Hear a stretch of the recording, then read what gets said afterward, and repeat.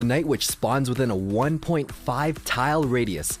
2 bats will spawn horizontally every 5 seconds. This is 2.5 seconds faster than the original witch. With a faster spawn rate, this is more noticeable because she can start accumulating bats pretty fast. Just like the regular witch, there's no limit to how many she can spawn, provided that she remains alive. When she dies, she will spawn 4 bats in a 2.5 tile radius. This is what makes her unique as a legendary card. The death spawn is incredibly annoying to deal with and really handy on offense or defense. Knowing her bats split into a 360 formation, planting her directly on top of a baby dragon allows her death spawn to avoid the splash damage for a positive elixir trade. If you plant the Night Witch in the back, the bats fly faster than her, but because the bats have the exact same health as skeletons, they'll die in one shot to the tower, so they won't reach it. She has 750 health, so she's grouped into the mid-tier cards like Electro Wizard, Musketeer, Wizard, Witch, Wizard, and so on. Fireball and the Log will kill the Night Witch. But Fireball and Zap will not kill the Night Witch. Alongside the Bandit, they both have 750 health, boasting the highest health out of all the other mid-tier units. At 750 health, she will die to Lightning. If she creeps her way into the meta, Lightning will receive an indirect buff. She's still pretty beefy though, since she can survive 1 attack from the Big P.E.K.K.A. with 8 bats in the map. That's over 500 damage per second. The only unit in the game that can kill the Night Witch in 1 blast is Sparky. That being said, even after death, she still counters Sparky for a positive trade. Her attack range is classified as melee, but all units have a slight range depending on their weapon size. Her attack range is 1.85 tiles. This is the exact same reach as the Prince. With this range, she can be planted in between the tower and the bridge to take out units like the Hog that are traveling towards the tower.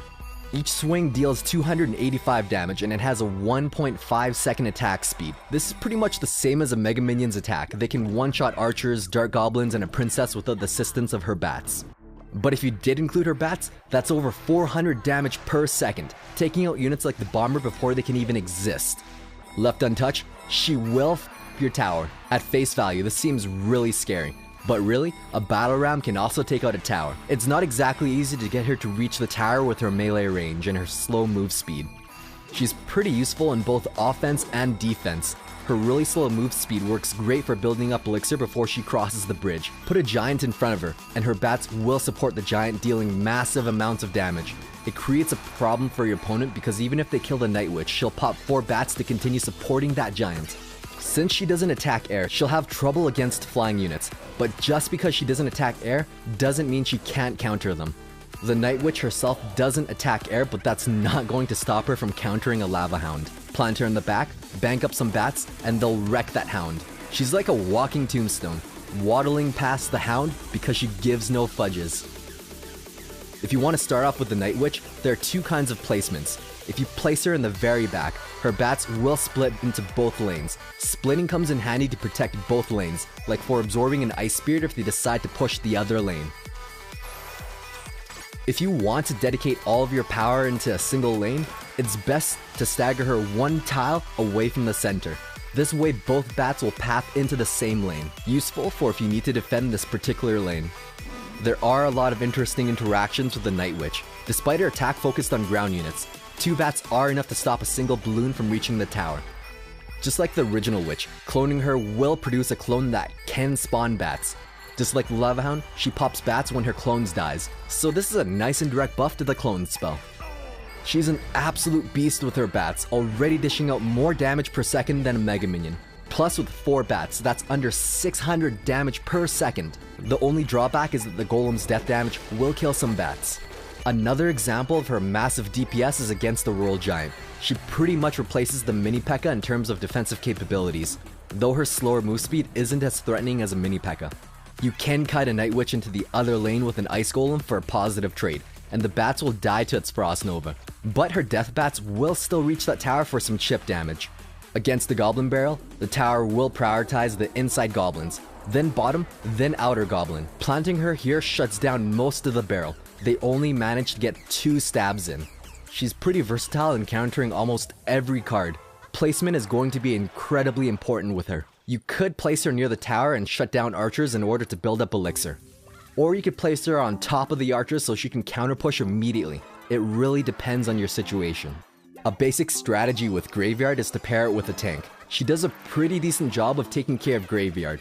Bats one-shot the skeletons, while she kind of hovers around the area tanking the tower. She's not an absolute counter for Graveyard though. If your opponent has poison, it one-shots the bats and her death spawns immediately before they even get a chance to defend that skill yard. But let's be real, that's a 13 elixir push. You should have more than a witch and skeletons to defend against that. If you have lane control, planting her at the very center isn't that threatening. She'll only deal around 200 damage to the tower. The placement does change everything. If you plant her one tile lower, the King's Tower won't be targeting her while she's loading, and she'll deal over 600 damage to that tower. It's not exactly threatening, but it's kind of like a Valkyrie. You don't ignore them. The Executioner is going to be the best counter against the Night Witch. Not only does it splash all of her bats, but it destroys her death spawn bats. If you're running an Executioner, you most likely have Tornado in that deck too. If that Night Witch is sent in alone, then you can mitigate most of the damage, and you can activate the King's Tower. With her bats, it's a really interesting combination. Her bats move fairly fast and outpace her. It's possible to use her with a giant beatdown deck to counter Inferno Tower. Placing her beside the tank kind of gives him a bat shield. Another really cool combo is pairing the Witch with the Miner. She's kind of like a 4 elixir Lava Hound. With the Miner, this is a ghetto lava tank push. Once she pops, the Miner tanks for all of the babies. If we start seeing decks composed of this, we're going to need to carry Zap in our decks again. The Night Witch is going to be a very interesting card with high health, unique death spawn mechanic, high damage, really slow move speed, and 4 elixir cost. She's definitely going to have a place in the meta.